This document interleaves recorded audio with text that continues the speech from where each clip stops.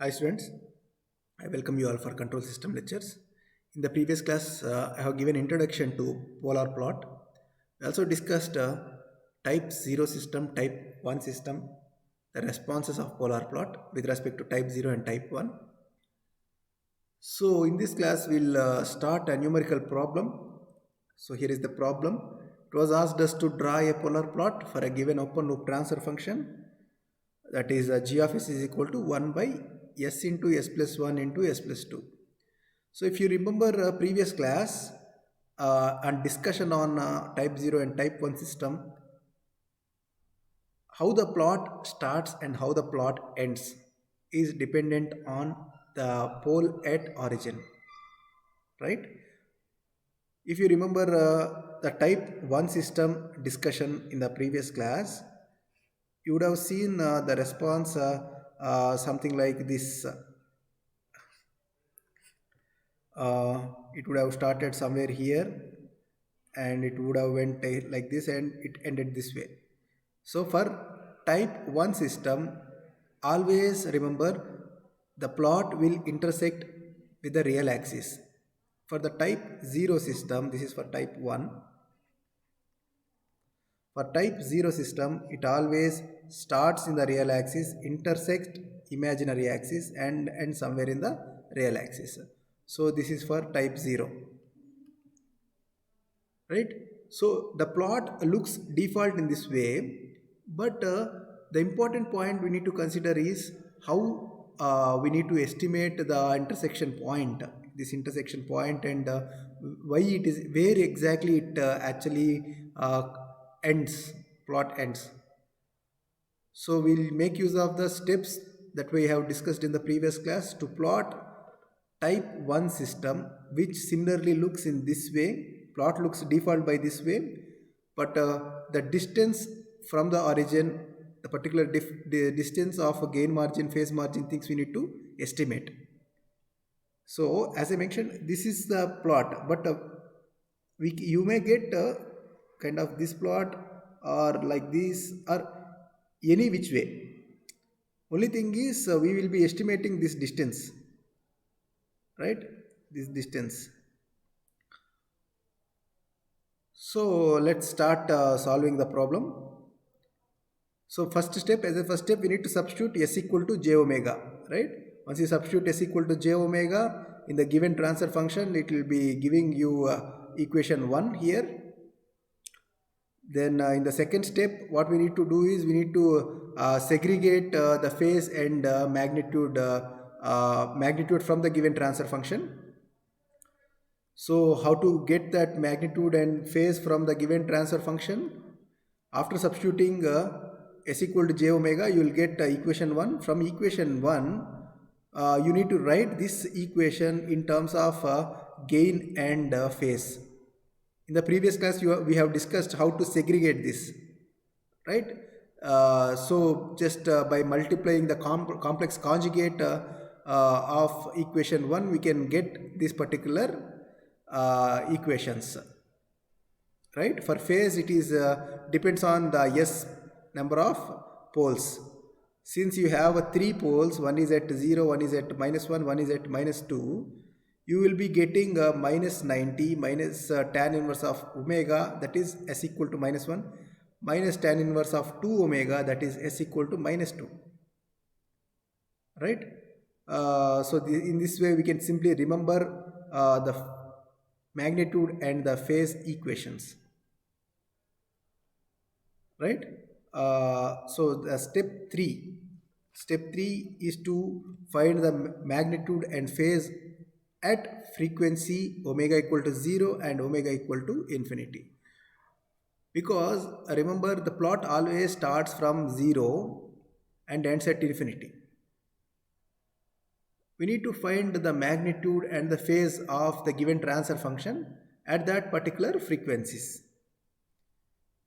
So if you substitute omega equal to 0 in the given magnitude equation, that is g of j omega is 1 by omega into root of 1 plus omega square into,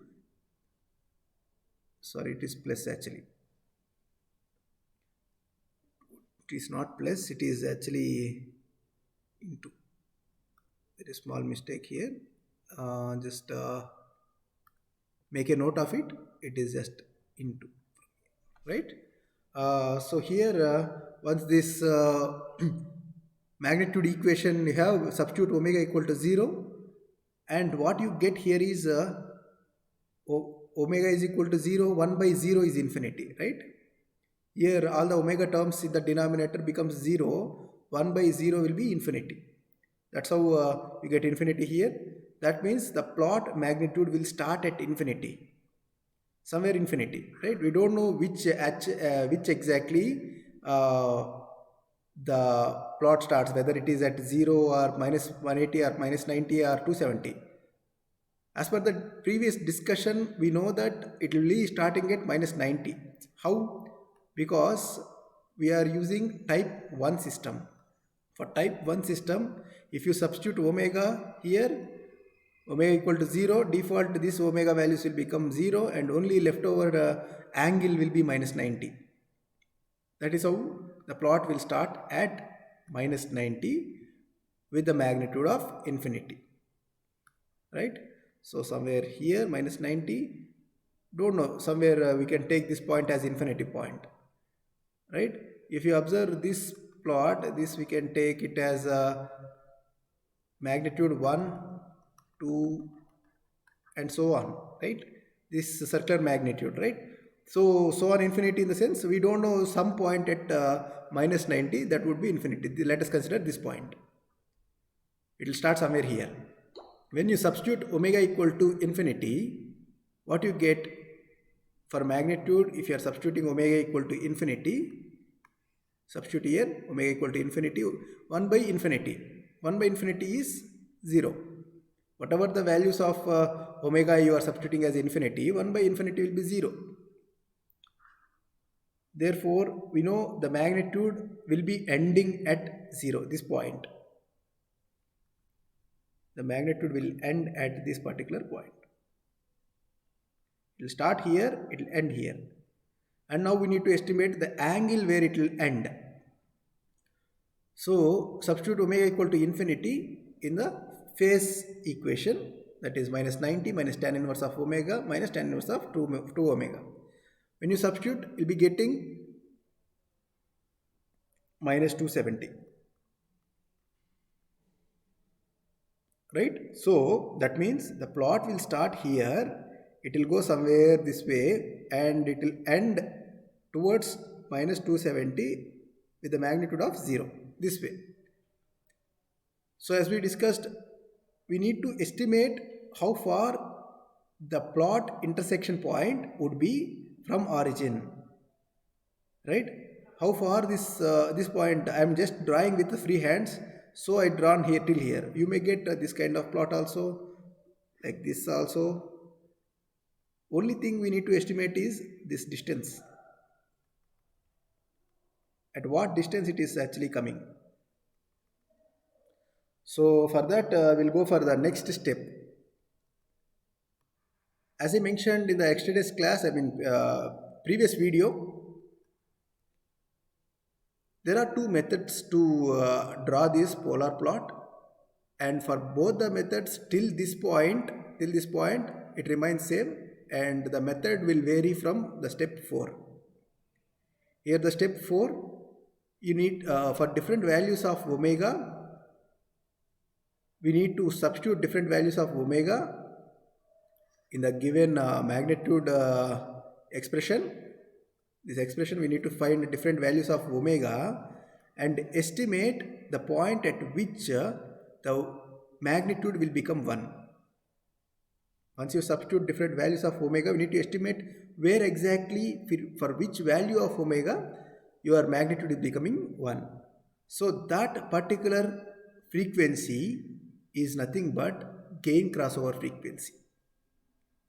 Right? Remember, when you are substituting different values of omega in magnitude expression, in this expression, the frequency at which this particular magnitude becomes 1, that particular frequency is called gain crossover frequency. So let us start the procedure. When omega is equal to 1, what is the magnitude you got is 0.316. So omega, for higher omega values you are getting low. Now we need to reduce. So we'll substitute some other value of omega. When I am substituting omega equal to 0.5, what I am getting is 1.26. So this actually crossed 1, magnitude 1, right? So the omega value would be in between 1 and 0.5. So it is just a random check. You can just substitute different values of omega, check for magnitude should be 1. Check for magnitude and that magnitude should be 1. So as we vary, the values which we got is 0.316 for omega equal to 1, 0.126 for omega equal to 5. Since it's already crossed 1, so omega value will be in between 0.5 and 1. So that's why we take omega equal to 0.6 here. So when we take omega equal to 0.6, what we got here is 0.9 exactly. So 0.9, so it will be little bit higher value of omega equal to 0.6. So more or less it is the nearest value. So that's why we can take omega equal to 0.6 itself. When omega equal to 0.6, what we got magnitude is 1. So this omega is called gain crossover frequency, where the magnitude becomes 1. Now what we need to do is, we need to substitute this particular omega gain crossover frequency in the phase expression. Here we have phase expression, right? Equation number 2 I mentioned, right? This is the phase expression. Substitute omega equal to 0.6. Why 0.6? 0.6 is because that is the gain crossover frequency which we got as a magnitude is equal to 1. So substitute 0.6 here. Once you substitute 0.6, the angle will be getting is 171 minus 171, right? I just pre-calculated and written the final expression, final value, that is minus 171. So the meaning of this one is the plot will start here. If you observe, the plot will start and goes this way, but it makes the magnitude 1 at minus 171 degrees. Right? See here, the plot will start from here. It will go towards minus 180. This is minus 180. At minus 171, it will make the magnitude as 1. So this would be the magnitude of 1.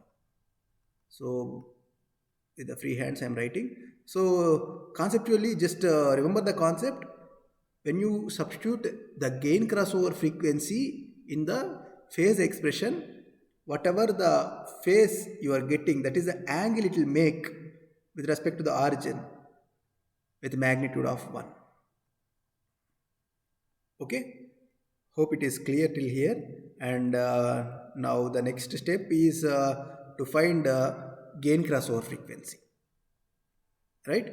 So important point here is magnitude and phase we need to consider. Magnitude g of j omega, magnitude g of j omega magnitude should be 1, and phase angle of g of j omega is equal to minus 180 degrees. So these two are important points to be remembered, which will give us the frequency of frequency, that is gain crossover frequency for magnitude plot, and phase crossover frequency for a phase expression, right? So the next step, now for different values of omega, we need to substitute in expression 2, that is the phase, right? I'll show you. So here magnitude is done, and now in phase we need to substitute different values of omega. We need to consider the omega value where phase angle becomes minus 180 degrees, right? Different values of omega need to substitute, and we need to consider the frequency at which the phase g of j omega will become minus 180. That is the frequency. That frequency is called phase crossover frequency. Right now, for a random check of different omega values, we need to check the angle, and I have calculated it before, and for the value of omega equal to 0.707, we'll be getting the phase plot as minus 180. This is called phase crossover frequency. So this is phase crossover frequency. So substitute this omega value in this is the actual omega value. You can choose the random values to just verify where exactly the phase angle becomes minus 180. Now we need to substitute this particular omega value in the magnitude expression. When you substitute magnitude expression as 0.707, what we get is 0.66. What does this mean actually? This means that at minus 180 degrees, the plot is making the magnitude of 0.66. Okay? Okay, now we will write both the points, it will be clear for you. When I start the first step, the plot will start at infinity, and it should tend towards this point, towards this particular point, and it will come to 0. This we know. Now, as we estimated the gain crossover frequency and phase crossover frequency, gain crossover frequency we got, where we got the gain crossover frequency? Gain crossover frequency we got omega is equal to 0.6. 0.6 what we got is the angle as 171. Angle as 171 minus 171. So this is actually making magnitude of 1. Right? This magnitude is 1. This is the particular magnitude which makes 1. Right? Then we substituted omega is equal to 0.707. Right? 0.707, where we got the magnitude as 0.66. So this actually this will go here, and probably it will come here. I'll redraw the structure. This will be minus 171, and here it is making magnitude of 1, and then at minus 180 the magnitude we will be getting it as 0.66. This will be 0.66. Right? This will be 0.66 at minus 180 degrees. This point is from here to here, the distance is 0.66. So this is how we can calculate the gain margin and phase margin. I mean from gain margin. Now we need to calculate gain margin and phase margin from this plot.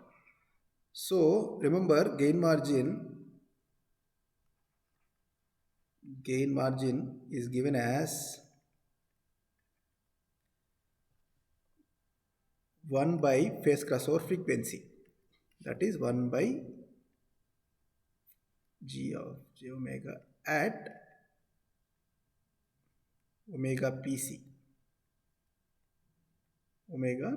that is equal to 1 by, what is the value of magnitude you got at omega pc?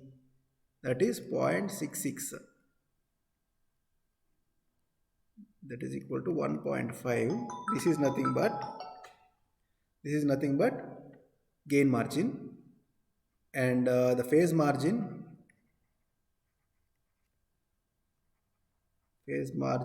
is calculated as, phase margin is calculated as 180 degrees plus phase crossover frequency, the phase at gain crossover frequency, at gain crossover frequency, that is equal to 180 minus 171, that is equal to 9 degrees, right? So the gain crossover frequency, gain margin and phase margin should be positive, then the system is said to be stable. System is said to be stable in polar plot. System is said to be stable if gain margin, GM and PM